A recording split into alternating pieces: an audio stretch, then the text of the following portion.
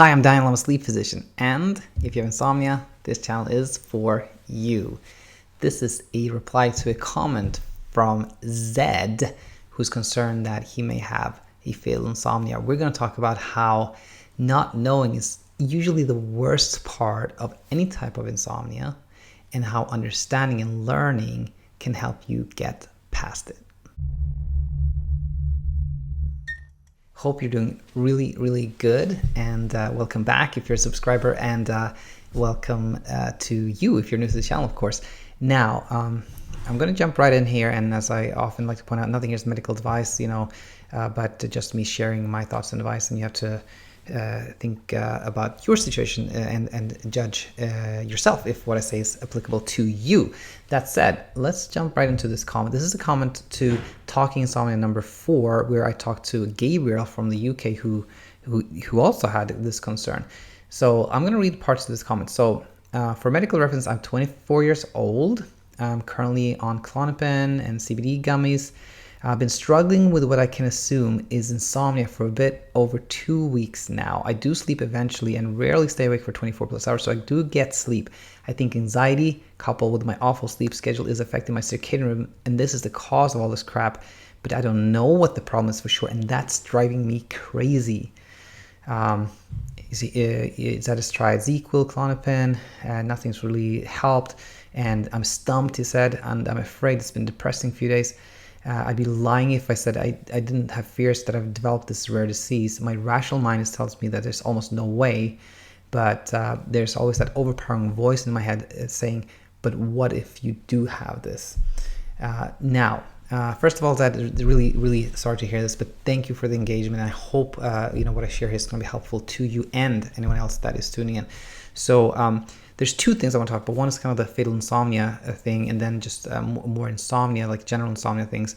And I was, on the fatal insomnia note, this is, for you that haven't heard of it, it's these extremely rare conditions that should not have been called insomnias. They are neurological conditions that are also, that also produce like less and less sleep. Now, I've been thinking about this for a while, and I'm happy I got this opportunity to talk about this because I think it could be helpful. So when you see somebody that has a neurological condition like Parkinson's disease or Alzheimer's disease, I think those are really good to think about, as a reference point for a fatal insomnia. Patients with those conditions are, I'm not a neurologist, but I see a lot of patients in clinic that have diagnosed Parkinson's or Alzheimer's or have not yet been diagnosed. And those that have not yet been diagnosed, they often have these obvious tremors. Like, they come in and you see that, oh my gosh, this person has Parkinson's. And they know it, but they have not yet been seen. And there's not a hint of anxiety or worry because it's obviously that something is going on, and they'd rather they don't want to be diagnosed, But what I want to point out there is there's no worry or anxiety among that group of patients. And when you read these case reports on fatal insomnia, that's never described as this person started having, became really worried about not sleeping enough, started, trying to figure it out, started taking medications and trying to shift their sleep schedule and do these things to sleep better. No, it's not like that. It's like a person presents with a balance problem or ataxia or some neurological symptom, and then upon getting more history, it turns out that they also didn't sleep much. But it's not described as insomnia. In fact, it's more cut and dry, like this person is sleeping less and less. But it's not that. I never seen a case report where it's like this person is really worried about their sleep, and that is where I'm going with this. So if somebody is really worried about their sleep, they truly have insomnia, that in itself is, in my opinion, evidence that it is not a fatal insomnia.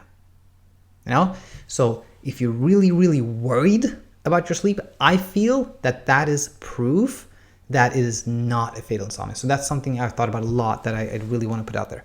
Now, second thing, it's hard to, I do often get questions like, I've been a little bit forgetful lately.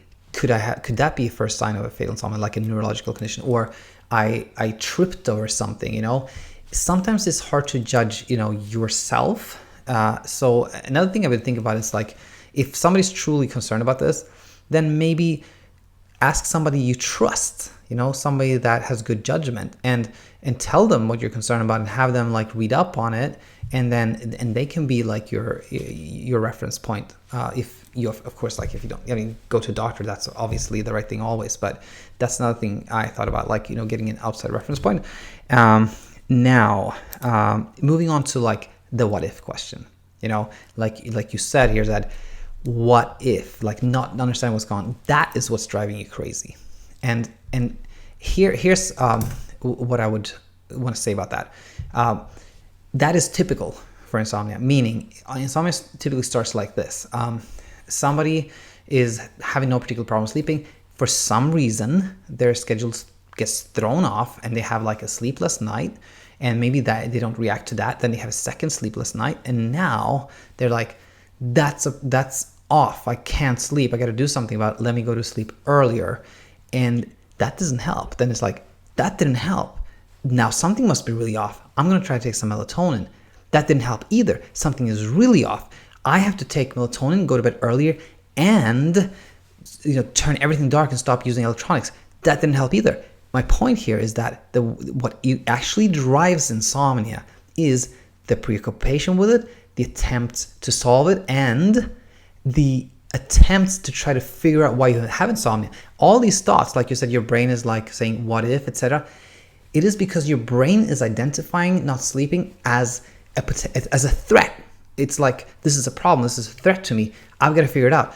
If I can figure out why I have it, then I can figure out a solution. That's how your brain is actually trying to help you. But when it comes to insomnia, that's not, you cannot think your way out of it. You cannot figure it out. The more you think about it, the more you try to figure out why you have it, the worse it becomes. And if you want to hear more on this, check out Insomnia episode, Insomnia Insight number 107, where I talk about this in more detail. Now, what should somebody be doing that has had trouble sleeping for about 2 weeks? Well, the good news here is that somebody that's had insomnia for like months, years, decades have developed like all these like thought patterns and like behaviors and rituals and things like that it takes a while to untangle. Now, if somebody has trouble sleeping for 2 weeks, the best thing to do is try to be like, oh, I get it. I understand that what's causing it, and I'm going to treat it like I had a cold, meaning I'm going to say, it's not a big deal. I feel terrible right now, but if I ignore it, if I do something else, if I'm distracted and just keep living my life, it will go away. If somebody can do that, that is the best thing to do. And how to do that is really like stay preoccupied, like do stuff, like try to shift attention away from sleep. Now, if that doesn't work, if it's like, okay, it's 2 weeks later and like things are still terrible, then maybe it's time to look at cognitive behavioral therapy for insomnia. And that's what this channel is all about, CBTI. And you could do that in so many ways, like find somebody near you, or as an online insomnia coach, or you can start just using this channel, Insomnia Insight number 1, and just like check the first couple episodes till you get it, and then just browse whatever you think is appropriate to you. So was there anything more? I think I covered it. So hope this is helpful to use that, and anybody else tuning in. And I usually say hope to have you back here, but in your case I'll say I hope you don't need this channel very much. And but that said, if you have any comments, please leave them. And anybody have a comment, leave that comment, or send me an email, daniel@insomniainsight.co. Okay, thank you for tonight. Bye-bye.